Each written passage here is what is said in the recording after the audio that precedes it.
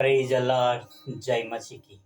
प्रिय भाई और बहन और मित्रों, परमेश्वर जो सर्वोपरि है, सर्वसिद्ध है, सर्वकालीन है, सर्वश्रेष्ठ है, वह परमेश्वर ने मनुष्य को बनाया है। सारे सृष्टि के लोग ये जानते हैं कि मनुष्य को मिट्टी से बनाया गया है और आखिर में मिट्टी में ही मिल जाना है। और मुझे अक्सर ये गीत मैं कई बार गाते रहता हूँ। ये जीवन है माटी का पुतला, ये जीवन है माटी का पुतला, पानी लगत धुल जाई भजन कर बाई, ये जीवन 2 दिन का। पानी लगत धुल जाई भजन कर बाई, ये जीवन 2 दिन का। यीशु का नाम सुखदाई भजन कर बाई, ये जीवन 2 दिन का।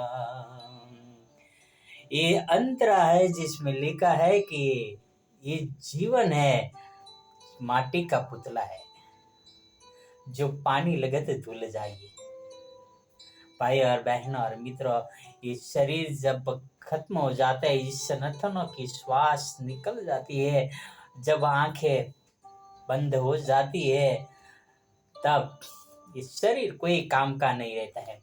ये ना खास चीज लोग यही कोशिश प्रयत्न करते रहते कि शरीर को कैसे जल्द से जल्द खत्म किया जाए।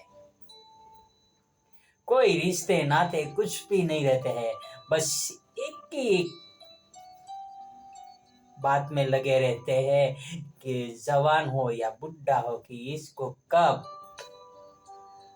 शमशान पे या कब्रिस्तान में पहुंचाया जाए और कैसे शरीर को खत्म किया जाए। ये ना काफी कॉफिन बॉक्स के अंदर ठूस ठूस के नमक डालने में आता है। क्यों? ये जो शरीर है ना, शरीर उसको खत्म करने के लिए। और जब कब्रिस्तान में लिए जाते हैं तो सूखे लकड़े ढूंढो, उसके ऊपर घी डालो, क्या क्या डलवाते हैं ताकि शरीर को जल्द से जल्द आग में जलाकर या तो मिट्टी में डालकर खत्म किया जाए। भाई और बहनों और मित्रों, ये जो शरीर है ना, मिट्टी का बना हुआ है और वो हमारे परमेश्वर ने, हमारे खुदाबंद ने अपने हाथों से बनाया है।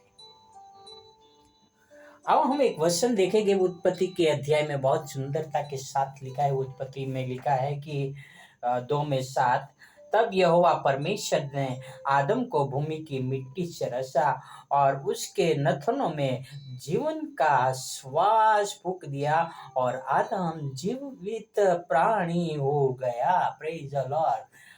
परमेश्वर यहोवा ने आदम को भूमि के मिट्टी से रचा और उनके नथनों में जीवन का श्वास डाला और वो जीवित प्राणी हो गया। परमेश्वर ने आदम को मिट्टी से रचा, यानी हमारे पूर्वजों को मिट्टी से रचा और हमारे पूर्वज एक जीवित प्राणी हो गए। परमेश्वर ने अपनी नथनों की श्वास डाली है। आजकल मनुष्य अलग अलग मूर्तियां बनाते हैं, कोई मिट्टी की, कोई सोने की, कोई चांदी की, कोई हीरे की, कोई पत्थर की। क्या आपने किसी को देखा है उसके अंदर प्राण डालते हुए? मैंने देखा है एक मूर्ति के अंदर से शराब की बोतली बाहर निकालते हुए मैंने देखा है भाई। यानी मनुष्य परमेश्वर को नहीं बना सकता है। मनुष्य को परमेश्वर ने बनाया, मनुष्य को श्वास दिया है, परमेश्वर ने मनुष्य को जीवित प्राणी बनाया है। सोचिए, वो मनुष्य कैसे परमेश्वर को बना सकते हैं? वो खुदाबंद जिसने हमको पैदा किया है, क्या हम वो खुदाबंद को पैदा कर सकते हैं? भाई और बहन और मित्रों, मैं बचपन में बहुत सारे मिट्टी लिया करता था, गीला मिट्टी, और उसमें खास करके मैं चिकनी मिट्टी को बहुत पसंद करता था। खैर उस समय चिकनी मिट्टी मिलती भी नहीं थे। उस समय मैं खिलौना बनाता था, और कभी हाथी, कुत्ता, गाय, भैंस, क्या क्या नहीं बनाते रहता था। और कभी टूट जाता था, कभी ये हो जाता था, बहुत हो जाता है, और वो मिट्टी का होता था और मिट्टी में मिल जाता था, पर मैंने कभी उसके अंदर श्वास नहीं डाला। और उसी तरह से मनुष्य परमेश्वर के अंदर कोई श्वास नहीं फूंक सकता है, वो निर्जीव होता है। उसकी आंखें रहती है पर वो देख नहीं सकते, उसके हाथ रहते हैं पर अपनी सहायता नहीं करते। और किस तरह से जहां पर मूर्तियों को लगाया जाता है वहां पर चोरी चालाकी सब कुछ होता है, पर हमारे जीवित परमेश्वर आसमान से देखते हैं और हमारी सारे और नजरें लगाए हुए हैं। भाई और बहनों और मित्रों, हम जीवित परमेश्वर की संतान है। हर मनुष्य, हम सदा काल जीवित रहने वाले ईश्वर को नहीं बना सकते, क्योंकि हम को बनाने वाला को बनाने की हमारी औकात नहीं है।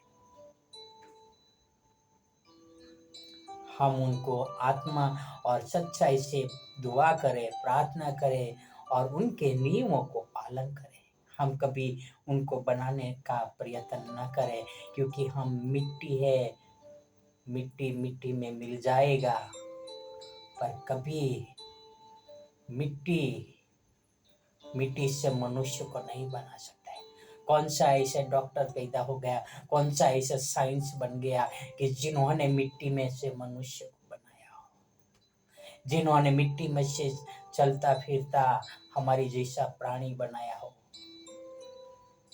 भाई और बहनों और मित्रों, आओ हम जीवित परमेश्वर को बनाने का प्रयत्न न करें, पर हम यह याद रखें कि मनुष्य मात्र मिट्टी ही है। आओ हम अपने आपको परमेश्वर के सामने दिन बनाए और परमेश्वर की खोज में लगे रहे, जिस परमेश्वर ने मुझे और आपको बनाया है। आओ हम उसको प्रार्थना करें।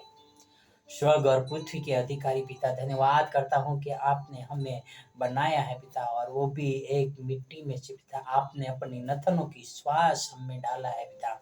हमें पिता आपके वचनों को समझने की, आपके वचनों के अनुसार चलने की शक्ति और सामर्थ्य मिल सके मेरे प्रभु। ये आपसे प्रार्थना, आपसे विनती करता हूँ पिता।